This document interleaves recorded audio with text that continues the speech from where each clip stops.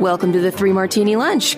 Grab a stool next to Greg Columbus of Radio America and Jim Garrity of National Review. Three Martinis coming up. So glad you are with us for the Friday edition of the Three Martini Lunch. We've made it to the end of the work week. We have good, bad, and crazy martinis for conservatives today, and the crazy is a real twist, and we're pretty excited to get to that one today. But let's start with the good. And Jim, just yesterday we were talking about how we were encouraged that first-time jobless rates were lower than expected. They're still over 1 million as of the week ending August 1st, which is not good, but it's certainly better than we were back in the early stages of the pandemic. But I threw some cold water on it yesterday by saying, the private sector jobs report for July was looking pretty meager, so don't get your hopes up for Friday's July jobs report from the Department of Labor. Well, I was wrong. The jobs report from the Department of Labor actually beat expectations. 1.763 million new jobs created in July. The expectation was just under 1.5 million. That's 9.3 million workers either newly hired back or back to their old jobs. The total employment level remained 12.9 million below the February level, which is what all the liberal media outlets are focusing on today. Oh, it's great you got your 9 million jobs back, but there's still 13 million out there that haven't come back. Jim, we know that it isn't necessarily going to stay at this pace. A lot of experts, seems like a lot of investors are skittish about what this is going to look like if there's not a new stimulus bill soon, and we're nowhere close to anything on that, and certainly not anything conservatives would probably like. But still, beating expectations, we'll take it. That's a good martini. That's a really good way of summarizing it, Greg, because look, the initial reports or the expectation of the consensus of economists was not great. We figured to be, okay, you're going to reopen some of the economy, you're going to have this big surge back to work, but there are still a bunch of businesses that went out of business, that shut their doors and that aren't going to be coming back. And you kind of wonder about all those people, whether it was, waiters and waitresses, bartenders, people who worked at movie theaters, cruise lines, airlines, hotels, basically anything related to tourism. They're economically still hurting. And so the expectation was this is not going to be that great. At some point, the recovery is going to slow down. We talked in the past about the reverse square root recovery, which is not it's not as much math as it sounds like. Basically, just the gist is that you'd get something of a bounce after a steep drop, and then it would kind of just go flat. So I wanted this, and I was like, okay, this is pretty darn good. And I saw this. I got this response from this economist who said, well, we have to recover 2.8 million jobs to recover the jobs lost due to COVID-19 by the end of the year. Greg, have you heard anyone say we're going to be back to where we were before the pandemic by the end of the year? No. Because I inquired of this economist, did Trump say that? That sounds like the sort of thing Trump would say. Trump is always saying, it's going to be terrific tomorrow. But I hadn't even remembered him saying that.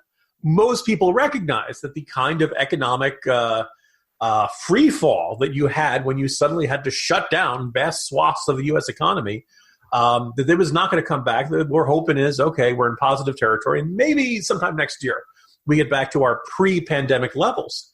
And the idea that, we'll be back by December. Well, look, I don't, barring some miracle, I don't think the pandemic is over by December. So I wouldn't expect us to be at that. So I said, where did you get this idea?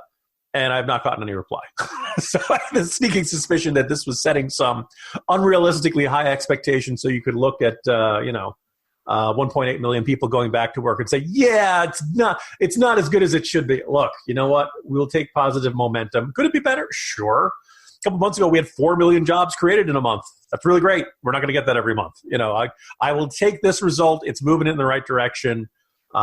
Yes, we still have a long ways to go, but, look, it's a nice sign that the recovery did not hit pause after a couple of months.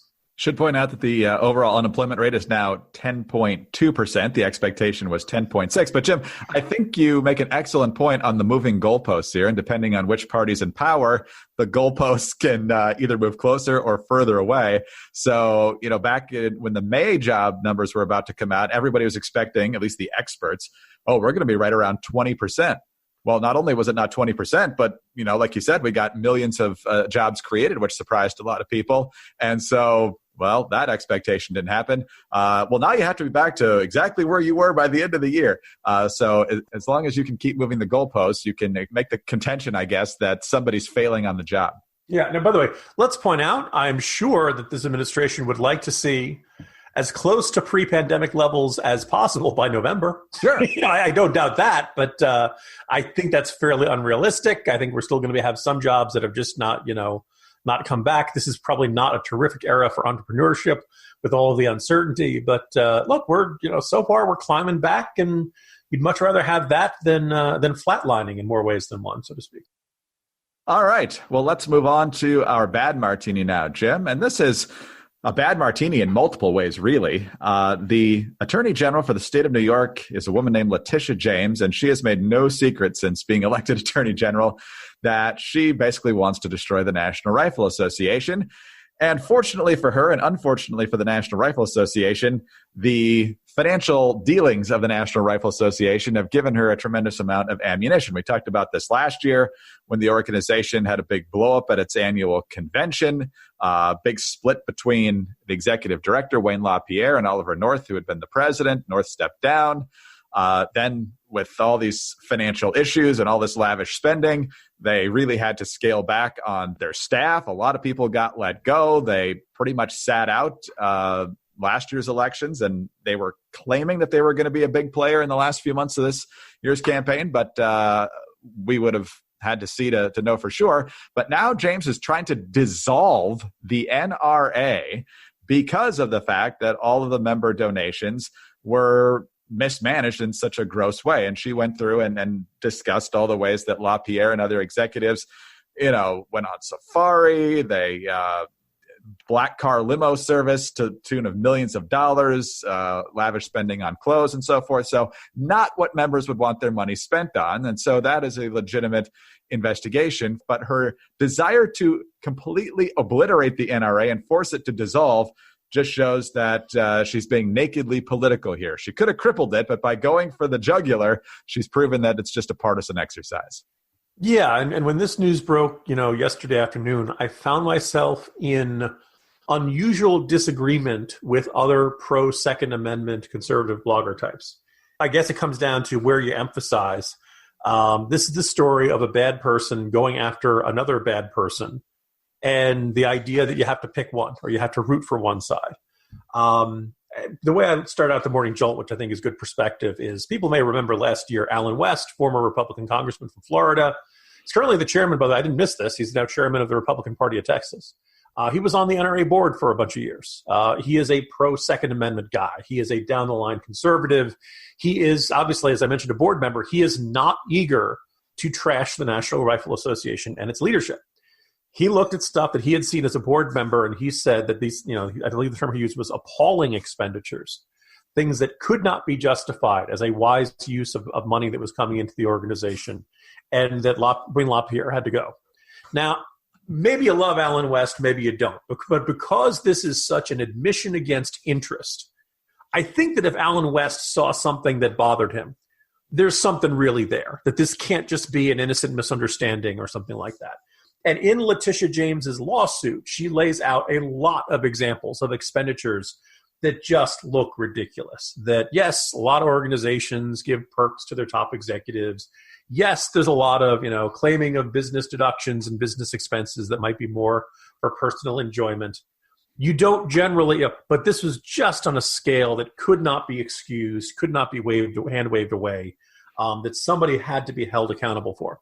And people who listen may remember, you're back at the National Rifle Association's annual meeting in Indianapolis last year. A bunch of this stuff came out. Oliver Stone resigned. Oliver Stone made accusations of Wayne LaPierre. Wayne LaPierre made his own accusations against Oliver North. This did not appear to be one bad apple. And one of the things people were speculating about 1 year ago was, at some point, was the New York State Attorney General, who had elected to office, calling the NRA a terrorist group. Had made there was no lack of clarity about her unrelenting animosity towards the organization. What was she going to do about it? And because the NRA was incorporated in New York, she had authority to dig into all this stuff. Well, here we are. Now, is this a genuine effort by the New York Attorney General to get to the bottom of some unethical behavior? Possibly, but let's also note that she could have, and I presumably still should, if the evidence is there, bring criminal charges against Wayne LaPierre and others for fraud. She didn't do that. She went after the charter of the organization and wants to force it to dissolve. And she happens to be doing this 3 months before Election Day in a highly contested election. She is a Democrat. She is an openly very partisan Democrat in the state's chief law enforcement officer role. Here's the thing. In a better world, Letitia James would have taken all these stories of people claiming that the NRA was wasting Duke members' money and spending money on themselves, and have said to somebody who was not, who did not have her reputation, who had not had any public view on the National Rifle Association, somebody who was as reliable, basically the New York's level of somebody like John Durham, right? The guy who's investigating the how the Russiagate investigation began. You want somebody who's purer than Caesar's wife, and you go out there and you give that person and you say, look, I think there's something stinks here, but I'm the wrong person to lead this because I've already got a record of being against this. If I bring this case against the National Rifle Association, they will argue in court that I'm doing this as a partisan vendetta, and they may very well convince a judge or jury of this. And I think the NRA could win on this test. They may not. She may have just assembled so much evidence of this that the lawsuit will be successful. But we are in a situation where what really just seems to be genuinely troubling allegations of mismanagement and self-dealing and things like that at the National Rifle Association are being investigated by just about the worst person in the country to do it because of her past clear animosity towards the organization and the inevitable accusations, as the NRA has already started arguing, that this is some sort of vendetta against them and it's all politics and there's no legitimate scandal here. And I think based on what we've seen and from other NRA board members, I think there is something that stinks here. Although, again, if you're going to do it over go the criminal route. Don't try to shut down the entire organization. Jim, I don't know if you want to make this part of the conversation or retake this, but you called Oliver North Oliver Stone a couple of times when you were... We should, let's keep this all in there and observe, dear listeners, Oliver Stone and Oliver North are not the same person. Also, Oliver Twist is an entirely separate third person. I wonder if there's some sort of mental Freudian slip there. I mean, there really hasn't been an Oliver Stone movie about Iran-Contra. It's a conspiracy. You got to ask yourself, Greg, who benefits? John Poindexter, Bud McFarlane. No, just kidding. Iran-Contra. Good times. On to our crazy martini now, but let's stay with hopelessly partisan New York elected officials and go over to the governor, Andrew Cuomo. He's still on his giant victory lap, but maybe, Jim, he's got a slight point. Maybe the fact that so many people got infected in New York actually helped the area achieve some sort of herd immunity, because Andrew Cuomo is now swimming against the tide, especially on the left when it comes to schools. WABC, Governor Andrew Cuomo announced that schools in New York can reopen in the fall. He said that every school district in every region is reauthorized to reopen, and that means in-person instruction. He added that they will continue to monitor the infection rate leading up to the first day of school. He says, quote, "It's just great news. We are probably in the best situation in the country right now." The infection rate in the state was at 1% on Friday with 5 deaths. So, Jim, your immediate take on Twitter, I think, was the best one, so I'll let you announce it. Quick, everybody change positions. Look, the default setting of a lot of folks on the left has been Andrew Cuomo's a genius and the best leader, and he's so inspiring, yada, yada, yada. And also, obviously, Trump's the worst. DeVos is a maniac. Georgia is practicing human sacrifice. And by and large, folks on the left have said that schools should not reopen. Not uniformly, but generally they're taking their cues from the teachers' unions who do not want in-person schooling to return. Many parents are very upset by that. Along comes Cuomo saying, well, actually, yeah, I think we can do this. The state has to sign off on the school district's plan before they open. It's based on a low infection rate in the state's regions. He did a little bit of, if any state can do it, we can do it because we've been smart since day one. Various nursing homes could not be reached to comment because everyone was dead. But having said that, if Cuomo has been emphasizing, we've got low positivity rates, our testing is terrific, cases are low, hospitalizations are low, daily death rate is low. Okay, then, if that really is an accurate assessment, and based on what we've seen, that does appear to be an accurate assessment. New York is not having problems. You may recall earlier in the week I talked about New Jersey, Connecticut, some other parts of New England, but so far, New York appears to be doing pretty good. Well, then why not open school? Why not at least do partially? As I said, some districts are doing the 2 days a week, alternating, trying to keep class sizes low. I think a lot of parents would feel if you try it and there's God forbid there's an outbreak or there's, the cases are going up in your community and you say, hey, we're going to have to stay home for the next 2 weeks and we'll see where things stand. Okay. You're making your decision based on the evidence. We recognize this is a really unprecedented challenge and everybody's got a whole bunch of really difficult choices. But when when people have the stance, as certain teachers unions have said, no in-class teaching until there's a vaccine. Well, now you're basically saying minimum end of this year, beginning of next year, nobody's going back in class. And by the way, as we saw in that New York Times article, there are some teachers unions just saying, well, we don't like doing, online learning either. Leaving the question, just what kind of teaching do you want to do? Because you've eliminated the two options that we have right now. It'd be interesting to see this. I assume this is Cuomo's genuine, honest assessment. I think he wouldn't be doing this out of sheer political panic or anything. Although you do wonder, maybe he's heard from a lot of New York parents who are like, "Look, we need to get the kids back in school." It'll be interesting if anybody making a decision like this could kind of reverse the tides. Something that's really unexpected like this might, start the dominoes falling. We will see how things shake out. Right now, Greg, as we are taping, I'm just dying to see whether the overwhelming response is, yes, okay, we should reopen the schools. The wise man, Andrew Cuomo, has spoken. Or whether they throw Andrew Cuomo under the bus and say, oh, my God, this reckless governor, he's practicing child sacrifice, I tell you. Well, I think you put your finger on it before, because I assume the way Andrew Cuomo is going to parse this is going to be in his very condescending tone, say something like, only this is possible in New York because only we have taken the responsible approach. All these other states that have listened to President Trump are not in position to be as strong as New York. Greg, that's a scary good Andrew Cuomo impression. Have you been working on that? No, that was kind of off the top of my head. But that's going to be the argument, right? Because well done, but also stop it. That's a little creepy. That's going to be his argument, right? That only we have got this right. This isn't the solution for everybody. Only because my state is the best led in the country can we do this. If you don't believe me, ask CNN Primetime. Never a day without a surprise here on the Three Martini Lunch. Andrew Cuomo calling for open schools.